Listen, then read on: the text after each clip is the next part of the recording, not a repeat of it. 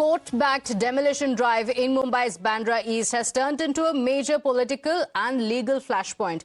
At the center of the storm is an area in Mumbai called Garib Nagar, where a dense cluster of structures were built on land that was owned by the Indian Railways. This is near the Bandra terminus. Notices were issued, security was deployed, and on the 19th of May, the demolition drive began. On day 2 of the demolition drive, protests escalated as action allegedly reached a religious structure described by officials as unauthorized. Now, what followed was violence, chaos and clashes. Videos show stones, paver blocks, buckets and debris being thrown at the police teams and the demolition staff. Now, police personnel were injured. The police responded with a lathi charge to disperse the mob. The Mumbai police now suspect the violence may not have been spontaneous after all. Investigators are in fact probing whether stones and paver blocks were collected beforehand to attack them. They are trying to identify who mobilized the crowd, who instigated the violence, and whether there was a larger conspiracy to disrupt the demolition drive. So far, more than 18 people have been arrested. The first FIR names 10 accused, with cases also registered against 100 to 150 unidentified persons.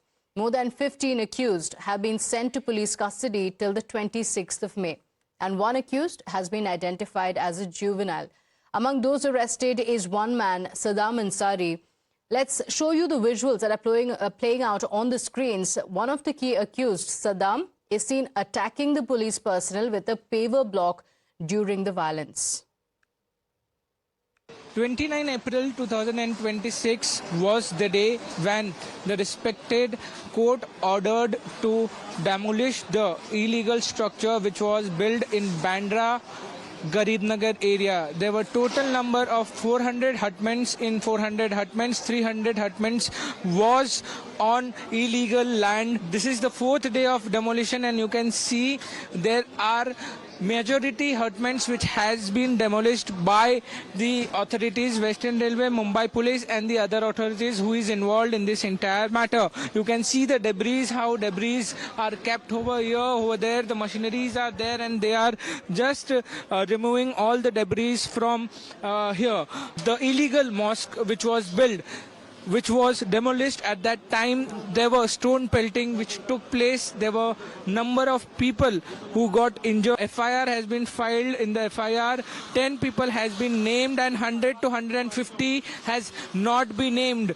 Today also, 3 major accused will be produced in the Bandra court, and police will try to take remand of them, because as the source is claiming, it was the planned stone pelting attack on Mumbai police and the authorities who were doing demolition over here. The plans which has been given by the Western Railway to build the projects on this land will start as soon as possible.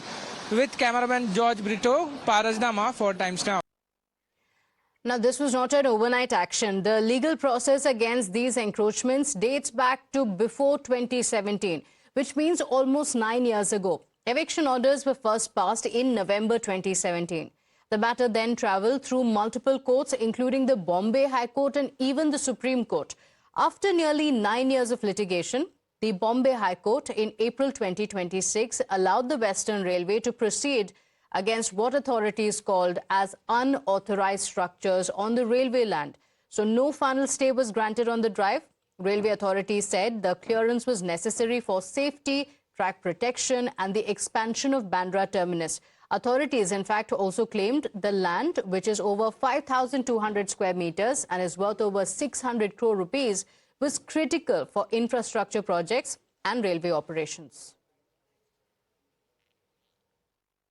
Passengers have been complaining about the chaos, the lack of essential entry and exit facilities from the eastern part of Bandra station. Now that this area is clear, apart from the capacity augmentation projects that we would be undertaking, the entire area would be developed keeping in mind the traffic management ideas and traffic management plans, so that there are facilities for passengers for pick up and drop. There would be lanes for various kind of vehicles. There would be connectivity with the public transportation, and will ensure that the access from the eastern part of Bandra station would be as good or even better than what we have from the western part of Bandra station. Now, since there are so many speculations around what actually happened, let's also get you the details of what the facts are of the case and also what is being claimed. Now, let's talk about how it is a court-backed demolition. While many have raised questions on the demolition, there were protests that broke out. It also led to clashes and there was violence that was reported. But this is a court-backed demolition. And the question is, why resort to such mob violence? And this land actually belongs to the railways. And there has been no stay that has come in from either the High Court or even the Supreme Court of the country. And this is not new. It is not an issue that has suddenly come up. In fact, it has been litigated for the last 9 years. The issue has been pending in the courts. So then, why suddenly call it about religion? Why raise these questions? And it was the Bombay High Court that allowed the demolition. So the question is, can such mobs override the law? Notices had been issued, due process has been followed, it has gone to the courts. Then why were paver blocks ready for this attack? The Maharashtra Chief Minister Devendra Fadnavis has in fact defended this action of the authorities, saying police acted only after being attacked. There are multiple other reactions coming in as well, with the opposition parties going on to allege that this is unacceptable and saying that there is a human cost of the drive, demanding rehabilitation for the residents, accusing the Maharashtra government of indulging in bulldozer politics for optics. जो कार्रवाई चल रही है उसमें अतिक्रमण निकालने का कार्य चल रहा है। अतिक्रमण निकालते समय कुछ लोगों ने पत्थरबाजी की, पुलिस पर पत्थर फेंके, इसलिए पुलिस ने उनके ऊपर लाठीचार्ज किया, उनको कंट्रोल में लाया। उसके बाद जो पत्थर फेंकने वाले थे उनको अरेस्ट किया है। देखो, ये हर जगह भाजपा करना चाहती है। लीगल इलीगल ये एक चीज होती है, लेकिन दूसरी चीज होती है कि कैसे आप कर रहे हो। सिर्फ आपको स्थिति बिगाड़नी है। आज तो बेरोजगारी बढ़ रही है, आज देख रहे हो हीट बढ़ रही है, आज देखो किसान आत्महत्या कर रहा है, आज युवा बेरोजगार है, और ये सब परिस्थिति में महिला भी पूछ रही है कि जो कीमतें हैं आसमान से टकरा गई है। लेकिन ये नहीं, आपको कहीं भटकाना है, पूरे इशू को कहीं और लेके जाना है, हेडलाइंस बदलनी है, इसलिए सारी चीजें होती है। देखिए, अगर तोड़ा गया है, इसी मुल्क में रहने वाले लोग हैं, तो उनको रहने की जगह तो सरकार को बंदोबस्त करना ही चाहिए। और अगर वो लोग 2011 के पहले से रहते हैं तो तोड़ने के पहले उनको घर देना चाहिए। अभी देखिए, एक लेडी यहाँ घूम रही है, उसके पास सब कुछ है, उसका घर तोड़ दिया गया। अब हम देखते बात करेंगे, लेकिन रूल को फॉलो नहीं कर रहे हैं, गरीबों के साथ नाइंसाफी हो रही है। 400 घरों को आपने उजाड़ दिया बुलडोजर से।